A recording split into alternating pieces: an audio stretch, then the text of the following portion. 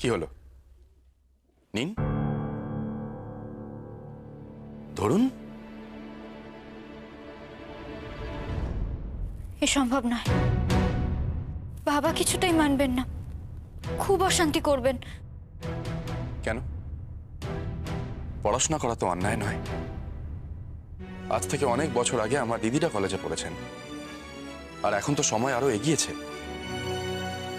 আপনার কেন মনে হচ্ছে আপনার বাবা আপনাকে অনুমতি দেবেন না? আপনি জানেন না, উনি অন্যরকম মানুষ। উনি কিছুতেই এসব পছন্দ করবেন না। শিক্ষিত হতে চাওয়া তো অন্যায় নয়।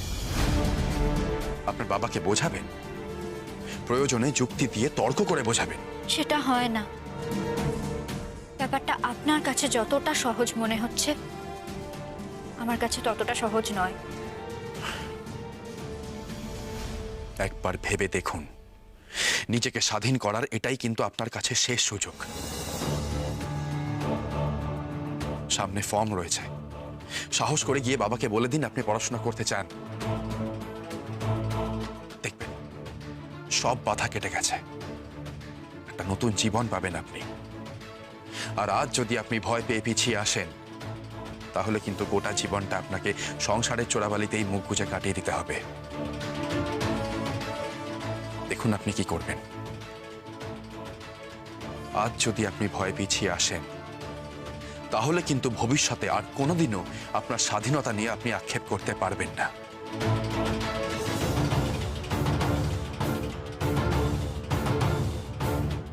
আপনি কি আমার কথার প্রত্যুত্তর দিতে এটা করলেন? না, আমি মনে করি এদেশের প্রত্যেকটা মানুষ যদি একজন একজন করে এইভাবেই স্বাধীনতা আদায়ের চেষ্টা করে, যদি এই দেশের সকলে একজন একজন করে স্বাধীন মনোভাবাপন্ন হয়ে ওঠে, তাহলেই আমাদের দেশের স্বাধীনতা আসা সম্ভব। দেশের সকলে স্বাধীনভাবে এগোতে না পারলে দেশ যে কখনো এগোতে পারবে না।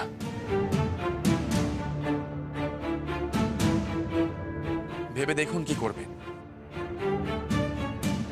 আজ যদি আপনি ভয় পেয়ে এই ফর্ম নাকচ করে দেন, তাহলে ধরেই নেব আপনি স্বাধীন হতে পারেননি।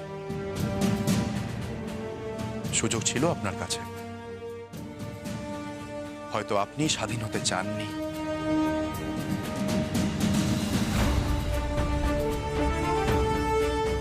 আপনি প্রশ্ন করেছিলেন না, আপনার মতো মেয়েদের স্বাধীনতায় কি লাভ হবে? শুধু প্রশ্ন তুলে দিলেই তো হবে না, প্রশ্নের উত্তর খুঁজতে হবে।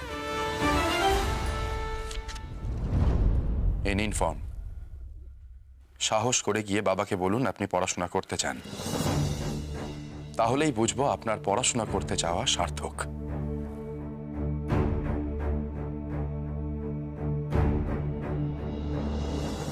তাহলে আপনি পড়াধনী থাকবেন, তাই ঠিক করলেন তো?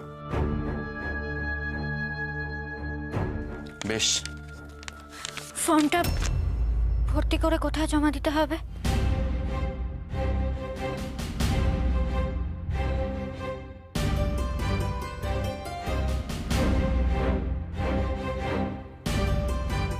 আমায় দেবেন, আমি জমা করার ব্যবস্থা করে দেব।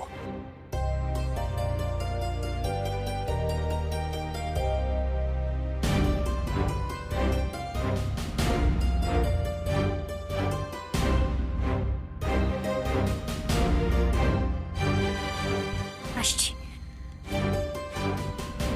একটা কথা মনে রাখবেন, অন্তরের শক্তি কিন্তু আসল শক্তি।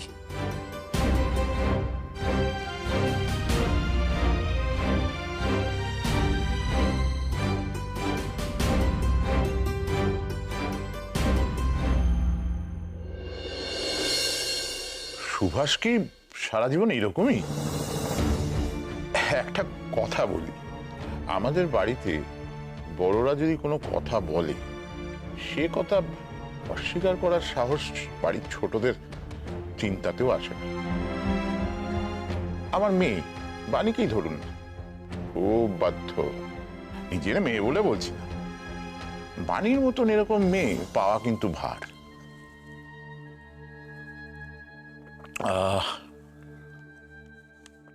কিরে মা? একটা কথা বলার ছিল বাবা। হ্যাঁ বল, কি?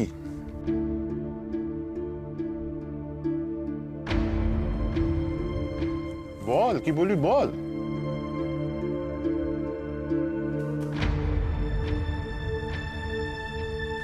বলছিলাম কাপগুলো। ও, দেখেছেন, সব ব্যাপারে আমার মেয়ের খেয়াল আছে। যা নিয়ে যা, যা।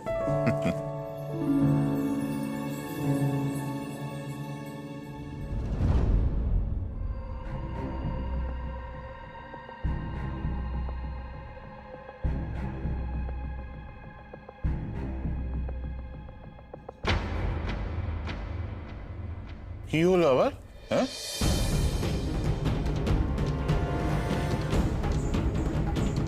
বল, কি বলছিলি বল।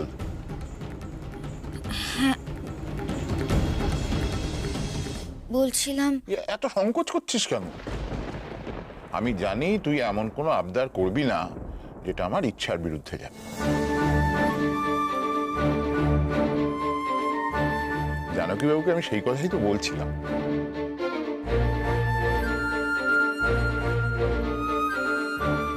কি হলো রে?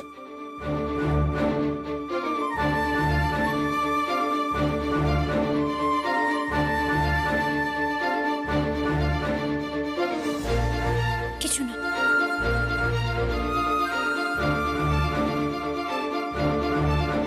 সম্ভব নয়। যদি অসুবিধা না থাকে তাহলে কাপ প্লেটগুলো রেখে একবার আমার ঘরে আসতে পারবেন?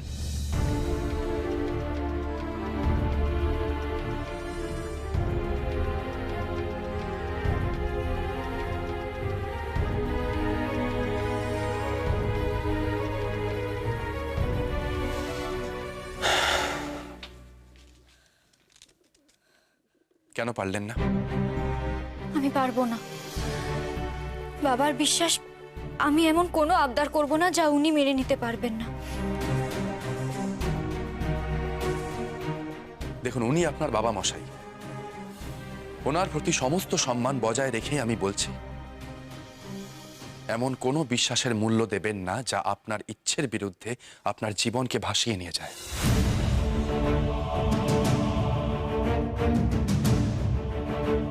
একটা কথা ভালো করে বুঝুন, আপনি আজ যদি আপনি আপনার বাবার ইচ্ছের বিরুদ্ধে গিয়ে পড়াশোনা করে নিজের পায়ে দাঁড়াতে পারেন, তাহলে কিন্তু ভবিষ্যতে একদিন আপনার বাবাই আপনাকে নিয়ে গর্ববোধ করবেন। আর আজ যদি আপনি ভয় পিছিয়ে আসেন, তাহলে কিন্তু বাকি জীবনটা আক্ষেপ করা ছাড়া আপনার কাছে আর কোনো উপায় থাকবে না। আপনাকে এটা ভেবেই বাকি জীবনটা কাটাতে হবে। আপনার হাতে ফর্ম ছিল, সুযোগ ছিল, আপনি সেই সুযোগটা কাজে লাগাতে পারেননি। আপনি নিজেই এগোতে চাননি। হ্যাঁ, আপনার ভাবনার স্বাধীনতা আপনার হাতে, সেখানে আমার হস্তক্ষেপ করা চলে না। তবে কি বলুন তো, জীবনে যা করবেন ভেবে করা উচিত। ভবিষ্যতে যাতে আর অনুশোচনা না করতে হয়, তাই এত কথা বলা। 10 বার ভাবুন, নিজেকে প্রশ্ন করুন। একটা কথা মাথায় রাখবেন, যতক্ষণ না আপনি নিজের মনকে স্থির করতে পারছেন, ততক্ষণ কিন্তু আপনি এই কথাটা বাবাকে বলতে পারবেন না। নিজের মনকে স্থির করে একবার ভাবুন, পারিবারিক অশান্তির ভয় পড়াশোনা করাকে অন্যায় মেনে নিয়ে আজীবন পরাধীন থাকবেন, নাকি ভয়কে জয় করে যেটা সঠিক সেই পথে পা বাড়াবেন? যদি ভয়কে জয় করতে চান, তাহলে ফর্মটা নিয়ে গিয়ে বাবাকে জানাবেন। আর যদি না পারেন, তাহলে ফর্মটা ছিঁড়ে ফেলতে পারেন। দুটোই আপনার হাতে। সেখানেই তো সমস্যা। কিছুতেই সিদ্ধান্ত নিতে পারছি না, আর দুটোর কোনোটাকেই আমি ফেলতে পারবো না। আপনি কেন এই দ্বন্দ্বে ভুগছেন জানেন? কারণ আপনি সত্যি সত্যি পড়াশোনা করে শিক্ষিত হতে চান। না হলে কিন্তু এতক্ষণে আপনি এই ফর্মটা ছিঁড়ে ফেলতেন। সমস্যা একটাই, আপনার ইচ্ছেটাকে আপনি আপনার সিদ্ধান্ত বলে জানাতে পারছেন না।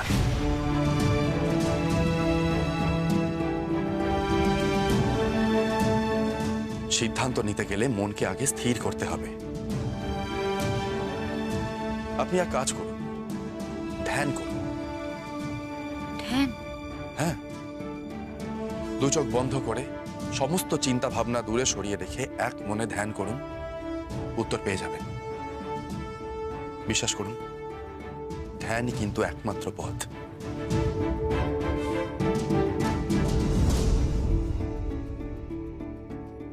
ধ্যানই কিন্তু একমাত্র পথ। আপনার ভাবনা স্বাধীনতা আপনার হাতে। জীবনে যা করবেন ভেবে করা উচিত। অন্তরের শক্তি কিন্তু আসল শক্তি। আমি জানি তুই এমন কোনো আবদার করবি না যেটা আমার ইচ্ছার বিরুদ্ধে যাবে। পারিবারিক অশান্তির ভয় পড়াশোনা করাকে অন্যায় মেনে নিয়ে আজীবন পরাধীন থাকবে। আমি জানি তুই এমন কোনো আবদার করবি না যেটা আমার ইচ্ছার বিরুদ্ধে যাবে। আপনি সত্যি সত্যি পড়াশোনা করে শিক্ষিত হতে চান, না হলে কিন্তু এতক্ষণে আপনি এই ফর্মটা ছিঁড়ে ফেলতেন।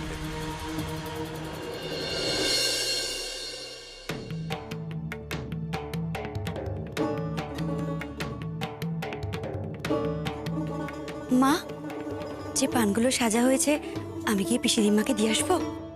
এখন থাক, পরে যেও। আমার তোমাদের সঙ্গে একটু কথা আছে বাণীকে নিয়ে। কি হয়েছে মা? মেয়েটা তো বেশ ভালো। হ্যাঁ মা, বলছিলাম যে ছোট দাদা আর বাণীর তো বেশ ভালোই কথা হয়। আমি একটু আগেই শুনছিলাম কোনটা ভালো কোনটা মন্দ সেই নিয়ে ওরা আলোচনাও করছিল। সবই তো ঠিক আছে, আমি বলছি না মেয়েটা খারাপ, কিন্তু পিসিমা যেভাবে উঠে পড়ে লেগেছেন সুভাষ আর বাণীর বিয়ে দেওয়ার জন্য, এই কথাটা যদি কোনোভাবে সুভাষের কানে যায় তাহলে কি হবে একবারও ভেবে দেখেছো তোমরা? আর ওকে সাবধান করতে গেলে হিতে বিপরীত হবে। তার থেকে বাণীকে আগলে রাখাই ভালো। তোমরা একটু বাণীকে আগলে আগলে রেখো। সে না হয় রাখবো মা, ছোট দাদা আর বাণীর মধ্যে কিন্তু বেশ ভালোই কথা হয়। সেদিন তো বাণী ছোট দাদার সাথে তর্ক জুড়েছিল, অথচ আমি দেখলাম যে ছোট দাদা বাণীর কথায় রাগ না করে উল্টে ওর প্রশংসাই করছিল। আমাদের মনে হয় কি ওদের দুজনের বিয়েটা যদি হয় তাহলে কিন্তু বেশ ভালোই হয়। বাণী কোথায়? তাকে একবার ডাকো তো। পিসিমা তো পুজোয় ব্যস্ত, আসতে পারবেন না। আমি একবার জিজ্ঞেস করে দেখি যে এখানে ওর খাওয়া দাওয়াতে থাকাতে কোনো অসুবিধে হচ্ছে কিনা। যাও, ডেকে নিয়ে এসো। ঠিক আছে মা। দাঁড়াও, আমিও যাব। চলো।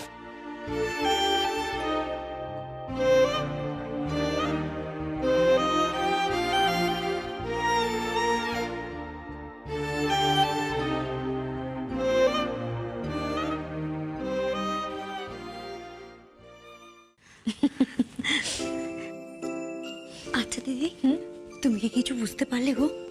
না গো, এখনো পর্যন্ত কিছুই আজ করতে পারছি না। তাহলে তুমি কি একবার ছোট দাদা? না না, মাথা খারাপ হয়ে গেছে নাকি তোমার? ছোট দাদাকে এ বিষয় নিয়ে কিচ্ছু জিজ্ঞাসা করা যাবে না। আমরা বরং এক কাজ করি, আমরা মজার ছলে পানির কাছ থেকে জানতে চাই ও ছোট দাদাকে পছন্দ করে কিনা। ঠিক হবে না? সেটাই বরং ভালো হবে। কিন্তু সে কোথায় গেল? বাণী, বাণী কোথায় গেল বাণী? চলো তো ওর ঘরে গিয়ে দেখি। চলো।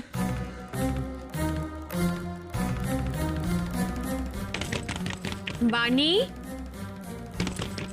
বাণী, এ কি দরজা খুলে? বাণী ঘরে তো নেই গো দিদি, তাহলে গেল কোথায়?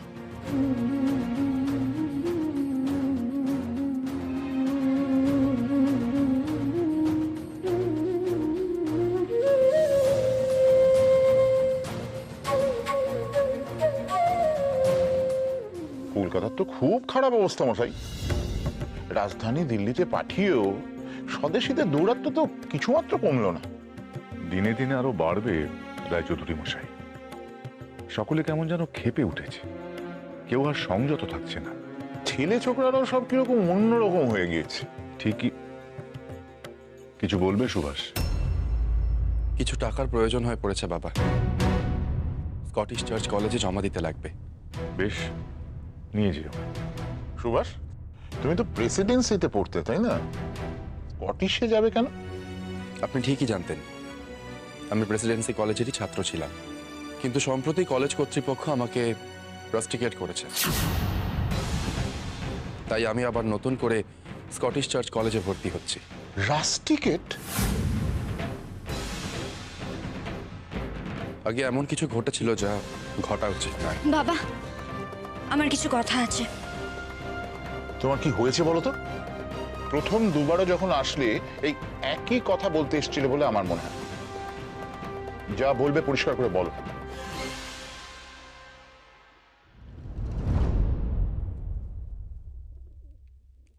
আমি পড়াশোনা করতে চাই বাবা। বেথুন কলেজের ফর্ম এনেছি, এখানেই পড়তে চাই আমি। চুপ, একদম চুপ। কি বলছো তোমার খেয়াল আছে? মাথাটা কি খারাপ হয়ে গেছে নাকি তোমার? কি এমন হলো যে এখানে আসার একদিনের মধ্যে তুমি এরকম অন্যায় আবদার করছো?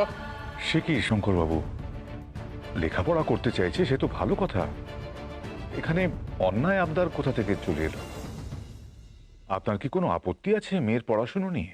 বুঝতেই তো পারছেন পথে ঘাটে কিরকম অশান্তি চলছে। ভরসা পাই না, মেয়েটার থেকে অনেক দূরে থাকবো আর ও এখানে এভাবে পড়াশুনো করবে? না না, এটা হতে পারে না। খুব হয়, আমি শরৎকে বলে দেব। শরৎ যেন কোর্টে যাওয়ার পথে বাণীকে দিয়ে আসে, আর কাউকে বলে দেব ফেরার সময় বাণীকে যেন নিয়ে আসে। আপনি আপত্তি করবেন না রায়চৌধুরী মশাই। আপনি যদি আপত্তি করেন সেটা বাণীর সাথে খুবই অন্যায় হবে।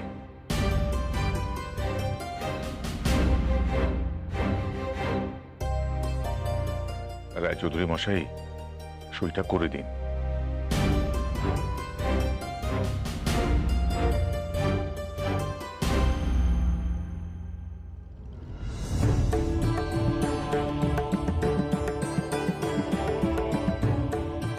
আমি আসছি বাবা।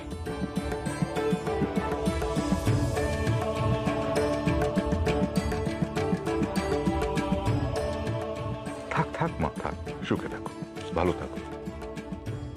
আমি আসছি। এসো।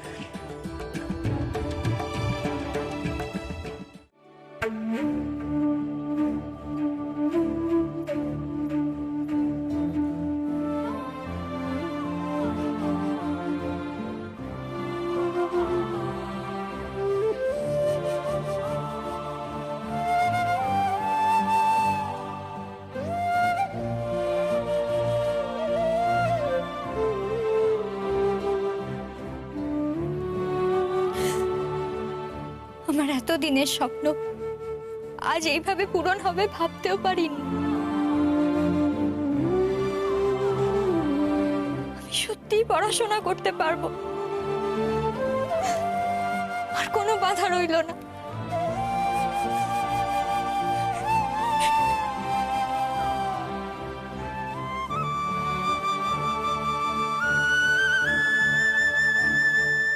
ছোটদাদা, কি ব্যাপার বলো তো তোমার? কোথায় থাকো তুমি? খোঁজই পাওয়া যায় না। মেচো বৌদি দিয়ে আমি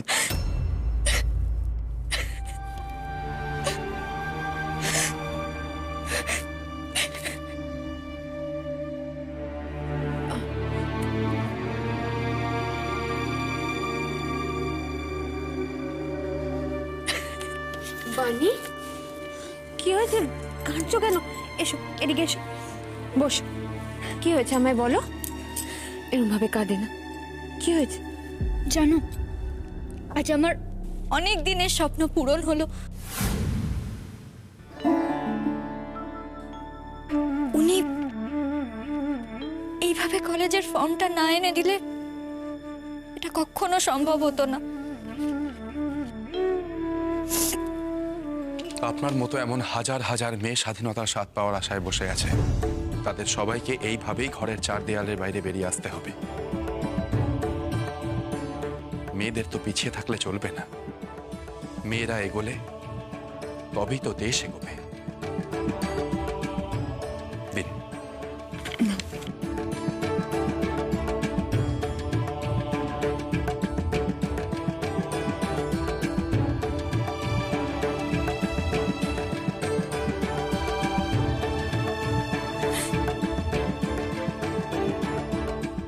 আমি কি আবার কিছু ভুল বলে ফেললাম?